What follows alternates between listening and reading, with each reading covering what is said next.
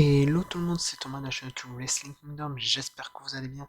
Aujourd'hui on se retrouve pour la review de la première nuit et également la seconde nuit de Wrestle Kingdom 16. Donc la première nuit a eu lieu le 4 et la seconde le 5 janvier. Je m'excuse d'ores et déjà de l'heure assez tardive dans laquelle je vais sortir la vidéo, mais je viens de terminer la seconde nuit il y a pas si longtemps que ça. Et en plus, j'étais en train de faire justement les screens pour la vidéo, mais quand j'ai vu que l'heure était tardive, je me suis dit que pour cette vidéo, je vous mettrai plutôt les photos directement du site NJPW. Et d'ailleurs, dites-moi en commentaire, je pense que pour m'arranger moi et vous arranger vous, je pense que quand ça sera des shows ou sur leur site il y a directement des photos, j'utiliserai directement les photos des sites en question. Et bon, et s'il n'y a pas des photos, moi je prendrai des screens parce que je me suis dit au moins en faisant ça, ça me ferait, comment dire, gagner du temps. Je pourrais sortir les vidéos plus rapidement, voire même peut-être en préparer d'avance et justement vous les sortir plus tôt, par exemple en fin d'après-midi, début d'après-midi. Ça on verrait. Donc dites-moi en commentaire ce que vous en pensez. Et du coup, nous allons directement commencer par le commencement. Donc nous passons au premier match du pré-show qui était pour les KOBW, donc King of Pro Wrestling 2022. Donc c'était une bataille royale de tout ce qu'il y a de plus classique, avec des stars de maintenant mais également des Young Lions, donc il y avait de la diversité, c'était pas mal. Et j'ai également été surpris de voir Sima, qui est d'ailleurs un catcheur habitué plutôt à la glide que à la New Japan. Et en plus, c'est un catcheur que j'aime beaucoup également, donc j'étais content. J'étais également aussi content de voir la légende vivante Tatsumi Fujinami, qui était là dès le début de la promotion, qui malgré le peu de temps qu'il a passé dans le ring et le peu de choses qu'il a fait, il a montré que quand même il pouvait offrir quand même encore quelques petites choses dans le ring. Faut savoir aussi un petit moment d'histoire que Tatsumi Fujinami a participé au tout premier match de l'histoire de New Japan. Son adversaire, pour être honnête, euh, là je vous le dis de tête, mais je m'en souviens plus. Du coup, les quatre finalistes ont été Chase Owens, Minoru Suzuki, Toru Yano et Sima, tout simplement car il y avait il restait 6 personnes et du coup Toru Yano il a appuyé Chase Owens et, et Sima sur les deux autres personnes qui ont été éliminées et du coup ils se sont tous les quatre qualifiés. En tout cas, c'était un bon un match sympathique à suivre. Nous passons au prochain match qui est un match un contre un qui, pour ma part, j'attendais beaucoup. Qui opposait le membre de Chaos Yo contre le membre de Bullet Club Shaw, qui sont accessoirement les deux anciens membres de Roppongi 3K. Donc, le match, pour ma part, j'avais vraiment une grosse hâte de le voir. Et ça a été un très bon match. Dans la quasi-totalité, il y a eu une domination de Shaw, comme la plupart du temps, qui, je le redis, est juste extra en heal. Shaw, je le trouve vraiment extraordinaire en heal et je trouve qu'il a su se réinventer grâce à son heel turn et je trouve ça vraiment pas mal. Mais dans la surprise générale, c'est Yo qui repart avec la victoire. Après, bon, suite à ce qui se passe la seconde nuit, on verra que la rivalité va continuer. Et du coup, pour ceux qui veulent savoir, le match a duré 12 minutes 32. Et vraiment, ça a été un excellent match. Je veux dire, il y a eu de la brutalité, du très bon catch. Vraiment, les deux dans un ring, que ça soit été en équipe dans le passé ou maintenant en tant que rival, ils nous font de très très belles prestations et clairement c'était mon équipe favorite et les voir maintenant s'affronter, je suis également content parce qu'ils nous offrent de très très bons matchs chaque fois qu'ils sont l'un face à l'autre. Nous avons donc enchaîné par un six-man tag team match qui opposait le Bullet Club composé de El Fantasmo Kenta et Taiji Shimori contre Hiroshi Tanahashi et The Mega Coach, donc Rocky Romero et Ryusuke Taguchi, dans un match qui a duré 8 minutes 40. Donc le match qui commençait vraiment très très bien, mais qui a malheureusement fini rapidement, et je trouve ça dommage. Ça a fini rapidement car Kenta utilisait un kendo quand l'arbitre était et était justement KO. Et quand Hiroshi a réussi à reprendre le kendo, malheureusement l'arbitre l'a vu et il l'a disqualifié. Donc le match était sympa, mais je veux dire, je peux pas trop dire qu'il était non plus exceptionnel, car il a été terminé trop rapidement, je dirais pour moi. La fin du match, je dis pas, c'était peut-être une bonne idée, mais de l'avoir terminé trop rapidement, je veux dire, on avait un bon début de match, même le match en général qui a eu lieu, il était bon, mais je veux dire, ça nous a mis un petit goût amer. Je veux dire, le match, il aurait fait aller à 10-12 minutes, et on aurait déjà eu plus de choses, et peut-être ça aurait été mieux. Mais avec du recul, je me dis, c'était pour mieux, comment dire, mettre en haleine pour le match 1 contre 1 entre Hiroshi et Kenta, qui sera un ODQ, qui aura lieu du coup dans la seconde de nuit. Donc, un peu déçu du match, mais d'un côté, je comprends la décision du booking. Nous passons donc au prochain match qui est un six-man tag team match qui opposait donc Los Ingobernables de Japón, composé de Bushi et Sanada et Tetsuya Naito, contre The United Empire, composé du Great Okan, Jeff Cobb et Will Ospreay, qui était accompagné de Alon Enale. Donc c'était un bon petit match, j'ai envie de dire un bon petit match tag team, très très bien. La durée encore, je l'ai trouvé assez bien, parce que je trouve que c'était un match surtout pour mettre en haleine et pour nous, nous faire, disons, un petit apéritif avant les gros matchs solo que Jeff Cobb allait avoir contre, contre Tetsuya, le match solo aussi de Great Okan contre Sanada et le match de Will Ospreay justement contre le gagnant du main event. Donc par logique, ça a été justement les United Empire qui ont gagné. Bon, j'ai envie de dire c'était le choix assez logique vu que c'était les trois qui avaient quand même un gros match de prévu. Donc pour moi, je trouvais ça normal, la victoire de The United Empire perso. Nous passons au prochain match, qui était un match que j'attendais, mais avec impatience, qui était Katsuyori Shibata contre une personne mystère. Cette personne mystère était nulle autre que son élève du LA Dojo, Ren Narita. Et faut savoir que là, ça m'a mis une surprise. Car ça a été un gros coup de cœur ce match, voilà. Qui est annoncé comme un match normalement technique, sans coup et tout. Et Shibata, avant le début, il a pris le micro, il a dit à son élève, tu peux tout donner. Et que, en gros, ce match est devenu un match de catch normal, enfin classique, contre Narita, qui est un catcheur, un Young Lion que j'apprécie tout particulièrement car je trouve qu'il y a beaucoup de Shibata en lui. Et en sachant que Shibata est un de mes grands favoris, j'adore ce catcheur. Du coup, c'était du pur puroresu avec de très bons striking, du technique. Vraiment, ils se sont rendus les coups. Vraiment, c'était un match, mais vraiment, c'était une beauté ce match. Je veux dire, vraiment du très très beau catch. J'ai adoré ce match et surtout revoir Shibata de retour dans le ring. J'ai été hyper heureux, j'avais le smile du début à la fin et j'ai hâte de voir la suite pour Shibata et également pour Ren Narita, voir s'il va rester au Japon ou retourner à Los Angeles du côté du LA Dojo.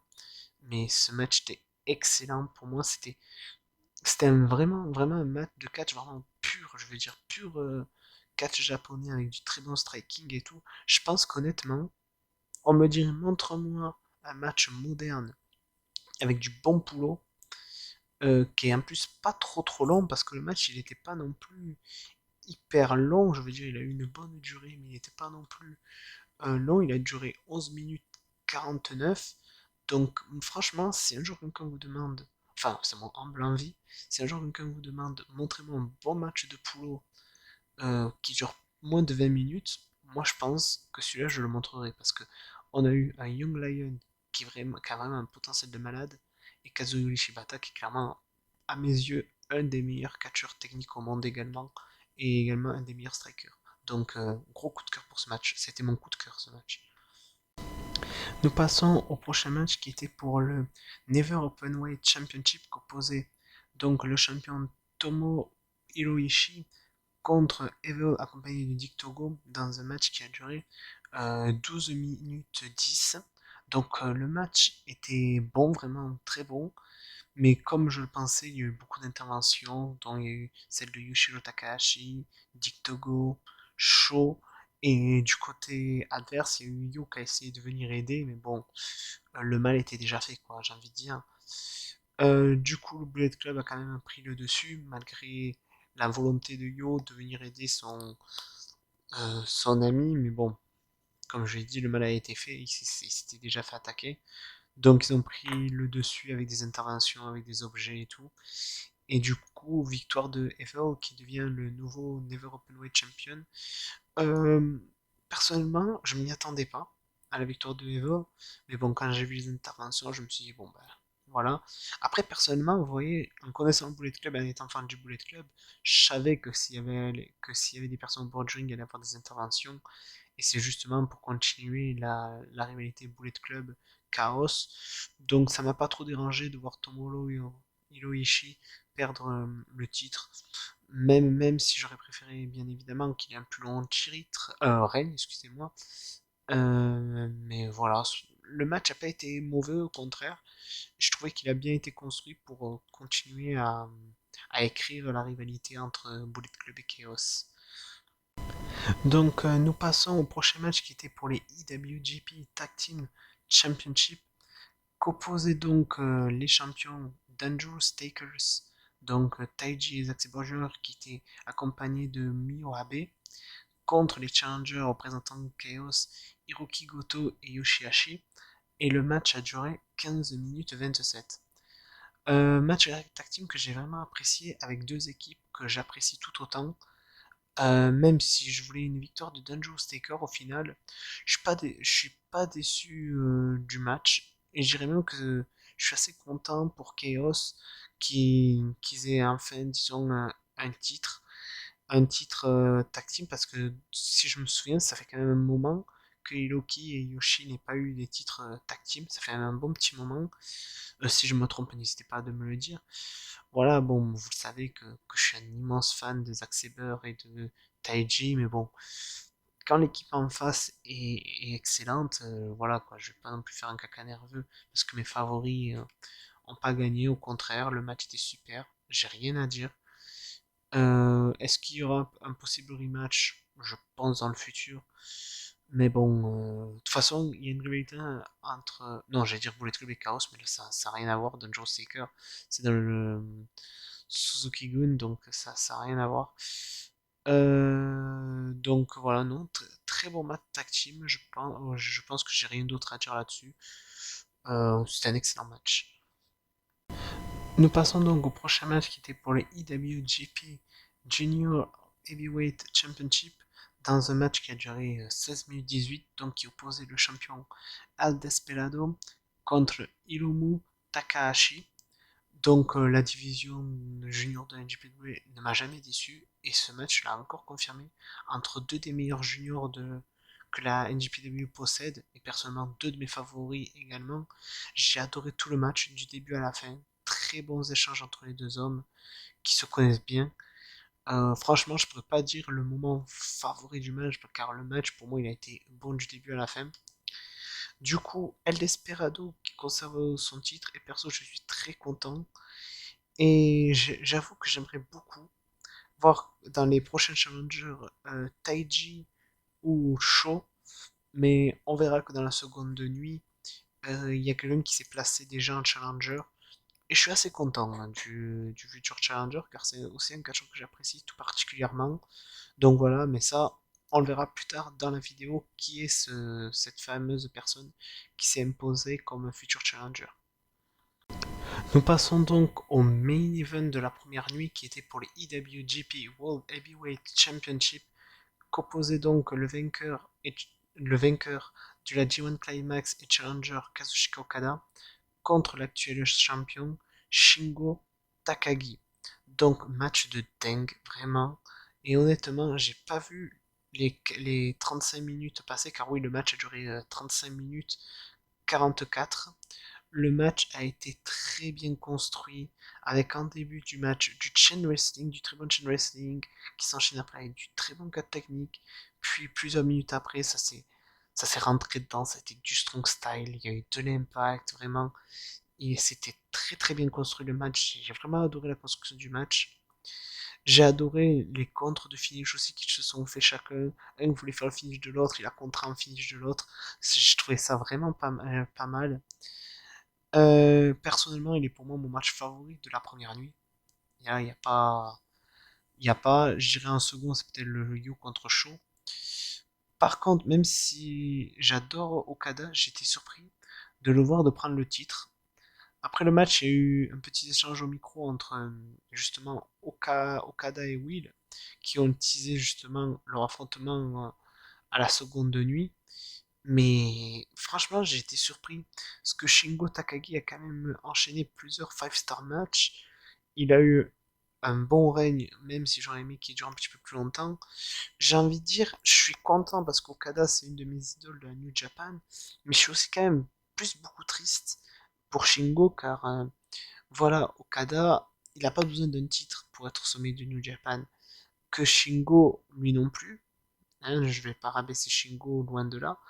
Mais je trouve, voilà, euh, je trouve que dans les deux, celui qui aurait eu le plus de logique à affronter Will, vu l'histoire, je trouve que c'était Shingo. Parce que justement, Will, il n'avait pas pu catcher au Japon, donc il était reparti avec le titre, et entre-temps, c'est Shingo qui a été couronné. Donc j'aurais pu trouver ça logique de voir un Shingo Takagi contre Will, mais attention, un Okada contre Will, personnellement, m'hype un petit peu plus, je dirais, parce que c'est mes deux favoris, et même ils ont une histoire derrière des anciens partenaires. Okada, c'est lui qui a fait venir Will à la New Japan, Will qui l'a trahi en créant The United Empire et en quittant Chaos, donc ils ont quand même une grosse histoire derrière aussi à bâtir, donc c'était quand même quelque chose de bien. Mais voilà, j'étais surpris, mais pas déçu. Voilà, donc un très très bon premier main event pour la nuit 1. Nous passons donc au premier match bien du pré-show de la seconde nuit, qui je pense qu'était un match qui a été ajouté parce que j'ai pas trouvé de match card. Donc c'était un match tag team qui opposait Great Batch Heels composé de Toki Makabe et Tomoaki Oma en équipe avec Yuji Nagata contre le Bullet Club composé de Bad Luck Fale, Shadow et Gedo dans un match qui a duré 6 minutes 40. Match qui était vraiment sympathique avec la victoire des vétérans donc Togi, Tomoaki et Yuji Nagata. Mais voilà, je veux dire, j'ai pas grand chose à dire du match. Ce sujet, le match était bon, mais sans plus. C'était un bon petit match de pré-show. Et petit aparté, j'aime bien comment la New Japan met en place ses pré-shows. J'en parle pas beaucoup, mais parce que je trouve que dans leur pré-show, les pré-shows sont assez logiques. Du sens, ils mettent pas des matchs un peu bouche-trou. C'est-à-dire, ils vont mettre des matchs avec des personnes qui ont déjà eu un match avant, mais qui n'ont pas de match dans cette nuit-là. Ou alors ils vont mettre des vétérans, ou alors ils vont mettre des jeunes. Mais voilà, c'est en fait, je trouve, des matchs pré-show assez logiques. Donc voilà, sinon, comme j'ai dit, victoire des vétérans dans un match bien sympathique. Nous passons donc au second match du pré-show qui est un Six-Man Tag Team Match qui opposait donc Master Wato en équipe avec Tenkoshi, donc Iriyusuke Tensan et Satoshi Koshima contre Suzuki Gun composé de El Desperado, Takamichi Doku et Yoshinobu Kamemoru dans un match qui a duré donc 9 minutes 23. J'ai beaucoup aimé le match, surtout les échanges entre Wato et Desperado que j'ai vraiment apprécié. D'ailleurs, c'est Master Wato qui a fait le tombé final pour remporter le match sur justement euh, sur El Desperado. Donc il remporte une victoire aux côtés de ses deux mentors. Car oui, pour ceux qui ne savent pas, Tenzan et Koshima et ainsi que Kota Ibushi ont été les trois mentors de Master Wato. Mais bon, du coup, vu qu'il a fait le tombé sur Desperado, je pense que Wato obtiendra prochainement un title match. Et j'ai vraiment hâte de voir le match car Wato, chaque fois que je vois, il s'améliore de ouf et je suis sûr que c'est un futur grand de la New Japan. Et je pense que ça pourrait être même lui qui pourrait détourner El Desperado. Mais en tout cas, je pense que c'est mon match. Je crois pas. Ouais, je dirais quand même que c'est peut-être mon match Ouais, non, non, non, c'est pas mon match favori du pré-show parce que l'autre d'après était meilleur. Mais il était vraiment excellent. Nous passons au troisième et au dernier match du pré-show qui est un six-man tag team match qui opposait Los Ingobernables de Japón, composé de Bushi, Hiromu Takahashi et Shingo Takagi, contre le Suzuki Gun, composé de Duki, Taiji et Zack Sabre Jr. dans un match qui a duré 10 minutes 28. Et voilà, là sans aucun doute, voilà, c'est celui-là qui a été le meilleur match du pré-show d'après moi. Les échanges entre Bushi et Duki, ils étaient magnifiques. Ça se voyait que les deux avaient fait des entraînements au Mexique. C'était des enchaînements dignes des meilleurs matchs de luchador de l'Arena Mexico. C'était vraiment top. Les enchaînements aussi entre Shingo et Taiji, j'ai également adoré car c'est deux catcheurs que j'adore. Et je le dis, Taiji, pour moi, un des meilleurs gars en tant que catcheur. Shingo, bon, lui c'est pareil, c'est Monsieur 5 Stars. Victor de Los Ingobernables, assez logique vu que Shingo était dans l'équipe, qu'il est quand même l'ancien champion du monde. Sinon, très très bon match et comme je le dis, à mes yeux, c'était le meilleur match du pré-show. Donc voilà, très très bon match. Nous passons donc au prochain match qui était pour les IWGP Junior Heavyweight Tag Team Championship dans un freeway et c'était également le premier match de la carte principale de la seconde nuit. Donc ça a opposé les champions Flying Tigers composés de Robbie Eagles et Tiger Mask contre le Bullet Club Curious Tag Team El Fantasmo et Taiji Shimori contre les méga coachs Rocky Romero et Ryusuke Taguchi dans un match qui a duré 12 minutes 07. Un début de show vraiment parfait avec la division junior qui a encore fait des merveilles. Honnêtement, ils ont tous brillé dans le match. J'ai kiffé le match du début à la fin, donc il n'y a pas un moment particulier où je dirais que j'ai préféré car les moments étaient géniaux. En général, c'était ouf le match. Euh, Ce que je trouve ouf, c'est quand même Tiger's Mask qui nous sort quand même des prestations malgré les années. C'est ouf. Le Bullet Club, Cuse Tag Team qui est juste excellente en équipe. Ils sont bons, ils sont charismatiques, méga coach. Je pourrais dire la même chose. Mais franchement, l'équipe Robbie Eagles Tiger Mask, c'est une de mes équipes, je trouve, favorite que j'aime beaucoup. La combinaison de la jeunesse et de l'expérience qui ont une bonne alchimie. Et en plus, Tiger Mask est une de mes légendes favoris ever. Comme je l'ai dit assez souvent, mes légendes favorites au Japon, c'est Tiger Mask, Yuji Nagata, Minoru Suzuki, Antonio Inoki, Kenta Kobashi. Et après, voilà, bien sûr, Tiger's Mask, et j'en ai plein d'autres également, mais ça me fait tout le temps plaisir de voir Tiger Mask vraiment au sommet de son art, malgré le temps qui passe. En plus, il ne change pas de style de catch, il est juste excellent. Nous passons au prochain match qui est un match que j'attendais beaucoup et qui est aussi un match historique car c'est le premier match de la Stardom au Tokyo Dome et au Wrestle Kingdom qui est dans la carte principale. Avant, c'était les Dark Match et les pré-shows.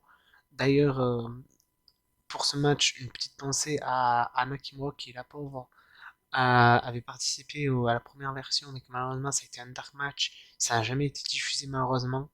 Donc chaque fois que je vois Stardom au Tokyo Dome, ça me fait une petite pensée à Anna, donc un petit moment de penser à Anna justement quand je vois ces matchs-là. Du coup, le match opposait Saya Kamitani et Tam Nakano contre Mayu Iwatani et Starlight Kid dans un match qui a duré 9 minutes 14. Donc un match que j'attendais beaucoup, comme j'ai pu le dire, et honnêtement, ils m'ont fait mentir et ils m'ont même surpris, mais du bon sens. Car moi qui pensais que Starlight et Mayu, qui, je vous rappelle un peu, Starlight avait été dans Stars avec Mayu, mais Oedo Tai avait gagné un match où la perdante devait rejoindre le groupe, donc Starlight avait rejoint le groupe, donc il y avait eu des tensions entre Mayu et Starlight qui étaient devenus heal. Je pensais qu'ils allaient pas s'entendre, et au final, ben, le match a été excellent et les deux se sont bien entendus, les deux équipes étaient top et il n'y a eu aucune tension. Bon, Saya et Tam Nakano, je m'en doutais, même si Saya a vaincu Tam, voilà, c'est l'élève et le maître. Tam a été fier de la victoire de Saya.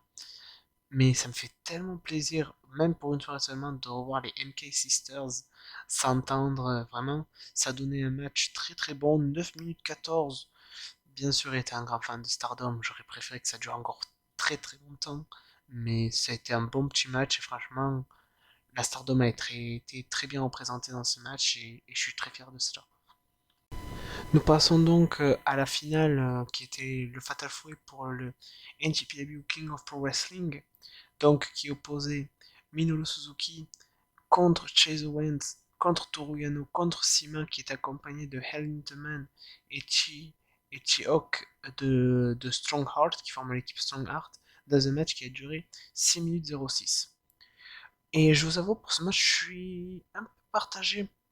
Donc, car d'un côté, j'ai aimé ce qu'il y a eu, ce que le match nous a proposé, mais de l'autre, je suis resté un peu sur ma faim car je me dis qu'il aurait pu être encore meilleur s'il avait duré quelques minutes de plus. Par exemple, là, ils l'ont fait à 6 minutes, je pense, il aurait fait à 12 minutes, voire 10 minutes, ça aurait été vraiment excellent. C'est une victoire de Suzuki et je suis très content.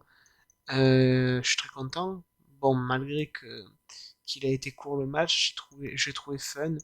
Tous les échanges qu'il y a eu avec Suzuki, je trouve que Suzuki a été l'homme du match. Donc il a eu des très bons échanges avec Sima, Chase et Toru Yano. Je pense que peut-être il pourrait y avoir une rivalité entre Toru Yano et Suzuki. Yano qui voudrait récupérer le King of Pro Wrestling et Minoru Suzuki qui voudrait se venger du fait qu'il a attaché avec des menottes à la fin du match. Donc je pense qu'une petite rivalité entre les deux pourrait avoir prochainement lieu et personnellement je suis pas contre. Ça pourrait donner quelque chose de pas mal. Donc voilà. Donc du coup, le nouveau King of Pro Wrestling, c'est donc Minoru Suzuki. Nous passons au prochain match qui était pour le Never Openweight Six-Man Tag Team Championship, qu'opposaient donc les champions House of Torture, Evil, Sho et Yoshiro Takahashi, accompagnés de Dick Togo, contre Chaos, composé de Hiroki Goto, Yo et Yoshihashi, qui étaient eux accompagnés de Tomo Hiroishi. Le match a duré 9 minutes 37. Très beau match qui est dans la continuité justement de la rivalité entre Bullet Club et Chaos, que j'adore perso. Je pense qu'honnêtement, actuellement, la rivalité Chaos Bullet Club, je pense que c'est une de mes rivalités favorites du côté de New Japan. Les échanges qu'il y a eu entre Goto et Evil, j'ai vraiment adoré, c'était vraiment du pur strong style. Et encore une fois, Sho et Yu dans un ring, mais putain, quelle belle rivalité et que des bons échanges. Je les adore dans le ring. Et je pense qu'en solo, c'est une de mes rivalités favorites. Yu et Sho. Je dirais chaque fois qu'ils sont dans un match l'un contre l'autre, parce que c'était vraiment excellent. Le match était vraiment excellent. Et du coup, c'est House of Torture, donc les représentants du Bullet Club, qui ont donc conservé leur titre. Nous passons au prochain match qui était un match 1 contre 1 qui opposait donc Sanada contre le Great Okan. Great Okan qui était accompagné de Aaron Inale. Le match a duré 13 minutes 21 et je vais être honnête avec vous, j'attendais rien du match, même si j'adore Sanada. Et au final, le Great Okan a sorti à mes yeux un des meilleurs matchs que j'ai vu depuis que je le connais. Car on va pas se mentir, le Great Okan à New Japan, c'est pas le meilleur in-ring, ça c'est clair. Mais par contre, je trouve que contre Sanada, ils nous ont offert un match vraiment plus que correct, je dirais même très bon. Et franchement, Sanada a réussi comment dire, à faire que le Great Okan, ça va être un peu méchant, pas se sortir de du cul, mais presque. Et j'étais vraiment content de voir ce match et du résultat. Après, Great Okan, voilà, je sais que c'est pas le plus grand technicien au monde, mais j'apprécie quand même Great Okan pour ce qu'il dégage. Donc, franchement, j'étais très content du match. Et victoire du coup de Sanada, bon, ça c'est logique. Parce que même si je trouvais le match bon, on va pas se mentir, j'aurais pas trop aimé voir une victoire de Great Okan. Donc, je suis content de la victoire de Sanada. Nous avons eu avant le prochain match l'arrivée du roster de Noah qui était donc dirigé par Keiji Muto. Donc en premier temps, il y a eu voilà, bon, Keiji Muto qui est arrivé et tout. Donc Keiji, lui, qui est habitué au Wrestle Kingdom parce qu'il y avait déjà participé. Donc du coup, Kiyomiya a pris le micro où il a promis que Noah tiendrait tête à la New Japan et qu'il leur montrerait tout leur potentiel. Donc voilà, c'était un speech, disons, de motivation, mais dans le respect. Après, il y a Keno qui a commencé à prendre le micro et que là, Keno, il a fait le Keno, hein, il a été arrogant, où il a, comment dire, mis en question la, ben, le fait que New Japan soit la numéro un et il leur a dit, et en gros, il fait comprendre que qu'il allait les démolir, enfin, un truc du genre, hein, je vous le dis en bref, qu'il allait les battre, en gros, il s'est jeté des fleurs, quoi.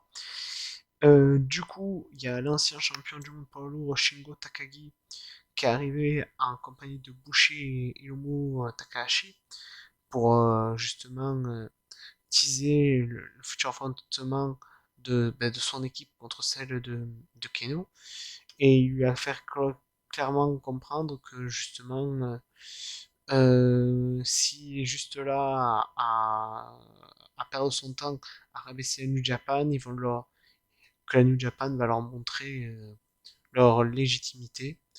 Et voilà, personnellement, j'ai hâte d'être de même pour voir ce show-là. Car en vrai, je vais être honnête avec vous, New Japan, c'est la première compagnie nippone que j'ai découvert. Après, ça a été Stardom.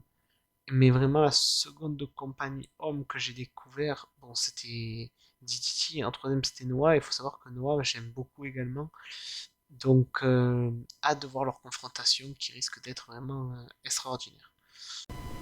Nous passons donc au prochain match qui est opposé Tetsuya Naito contre Jeff Cobb dans un excellent match qui a duré 15 minutes 35. Un de mes matchs favoris, sérieux, entre deux de mes catcheurs favoris de la New Japan et pour moi deux des meilleurs catcheurs au monde qui sont Jeff Cobb et Tetsuya Naito. Le match était top entre Naito qui jouait les attaques aux jambes et au niveau du genou de Jeff Cobb et qui jouait également avec sa rapidité pour pas que Jeff Cobb arrive à le saisir. Et de l'autre, on avait Jeff Cobb qui jouait sur sa force et sa brutalité. Ça donnait un superbe match. Vraiment, les deux, je trouve qu'ils ont une très très bonne alchimie dans le ring. Et j'espère revoir d'autres confrontations entre les deux, que ce soit dans des tag teams ou encore en un contre un, car j'ai vraiment apprécié le match. Et je trouve que franchement, il avait une bonne place dans la carte. La durée était vraiment excellente. Du coup, Naito qui remporte le match. Bon, je trouve ça, euh, bah, vu ce qui va se passer plus tard, je trouve ça un peu logique. Même si j'aurais aimé quand même une victoire de Jeff Cobb, qui quand même aurait mérité une grosse victoire au Tokyo Dome. Je suis pas trop déçu parce que j'adore Tetsuya Naito. Donc voilà. Mais franchement, c'était un de mes matchs favoris, comme j'ai pu le dire. Nous passons donc au prochain match qui était pour le IWGP United States Heavyweight Championship match dans un no DQ match qui opposait donc le champion Kenta contre Hiroshi Tanahashi dans un très bon match de 22 minutes 40. Match qui a été vraiment explosif dès le début avec des kendo, puis après ça s'enchaînait avec des tables, des chaises, des échelles. Vraiment, c'est parti à droite et à gauche. D'ailleurs, il y a eu un moment donné où il y a eu Kenta qui était du sommet d'une chaise qui a fait une chute. J'avoue, ça m'a fait très peur pour lui cette chute. Je me suis inquiété pour lui sur le coup. Sinon, match qui était très brutal. D'ailleurs, Kenta a saigné beaucoup dans le match. Et j'ai vu un truc comme quoi Kenta ne pourra pas être présent à la troisième nuit justement de Wrestle Kingdom à cause de plusieurs blessures qu'il a subies lors de ce match. Il a eu donc plusieurs ouvertures. Donc voilà. Il a eu plusieurs blessures. Par exemple là j'étais devant moi. Il s'est disloqué le biceps gauche. Il s'est cassé le nez. Il a eu une blessure au tendon. Euh, voilà, il a eu une blessure au tendon, à son doigt et plusieurs lacérations. Donc, il ne pourra pas être malheureusement au show qui oppose Noah contre New Japan, ce que je trouve assez dommage quand même, car c'est un bon représentant des deux compagnies. Mais bon, malheureusement, on peut pas faire autrement, il s'est blessé.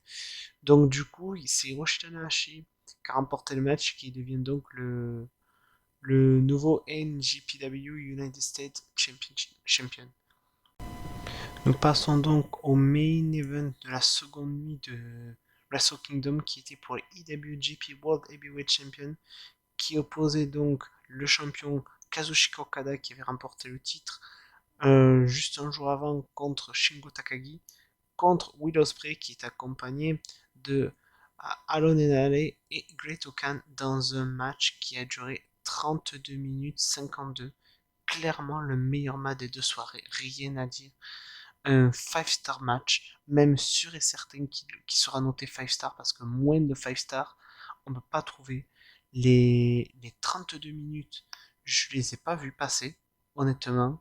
Les deux catcheurs qui se connaissent, c'était deux catcheurs qui se connaissaient très bien, qui ont délivré un match de dingue, qui risque d'être même si c'est le début d'année, je prends le risque, qui risque d'être dans le potentiel vainqueur du match de l'année, car il a été vraiment excellent. Will Ospreay qui nous a fait un moonsault d'en haut d'une structure métallique, c'était dingue. Il y a eu des échanges de finish, c'était ouf. En tout cas, je suis très fier et heureux de ce main event, car c'est deux de mes deux favoris et idoles de la New Japan, donc j'étais très très très content de voir ce match. J'étais hyper hypé quand j'ai su que c'était Will qui avait remporté. Will. Enfin, c'était Okada qui a remporté le match. Et franchement, j'ai pas été déçu. Le match était ouf. J'ai clairement adoré le match. Voilà, pour moi, meilleur match des deux soirées. Et voilà, victoire de Okada. Et justement, à la fin du match, il a fait une promo, voilà, pour remercier les fans, une promo habituelle de fin de match. Et là, qui c'est qui arrive? On a Tetsuya Naito qui arrive et qui fait comprendre qu'il veut le titre. Donc Tetsuya Naito qui se positionne clairement en tant que futur challenger au titre de, de Okada.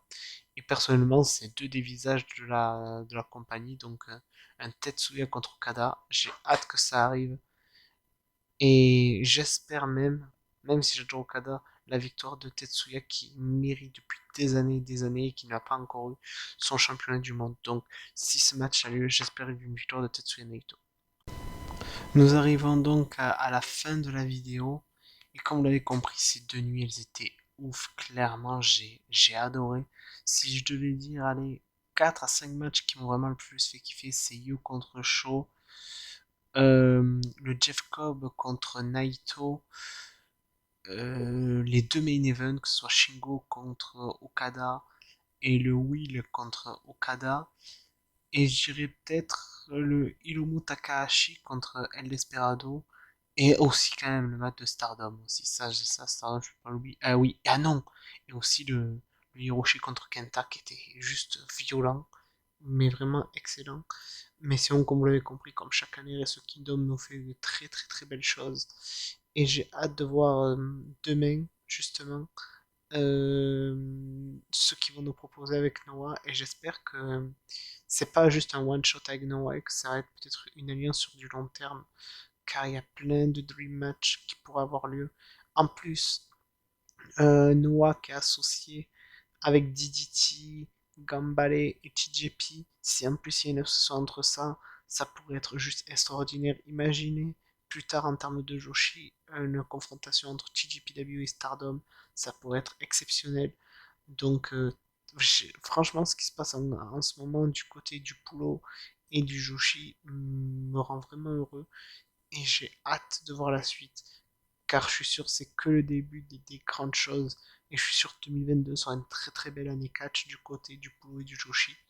Donc voilà. Donc n'hésitez pas à me dire en commentaire si vous avez vu le show, ce que vous en avez pensé, quels sont vos matchs favoris, quels sont les matchs que vous avez peut-être le moins aimés. Et moi je vous dis qu'on se retrouve pour une prochaine vidéo. Normalement j'aurais dû vous en sortir deux aujourd'hui, mais au final celle que je vais sortir aujourd'hui, en plus celle-là, vu le temps que celle-là m'a pris, et l'heure assez tardive, je pense que je la sortirai demain, en début d'après-midi sans doute. Ça sera donc la preview de Artokid. Donc voilà. Sur ce, n'hésitez pas à commenter, liker, partager et à vous abonner. Et on se retrouve pour une prochaine vidéo. Allez, à plus tout le monde.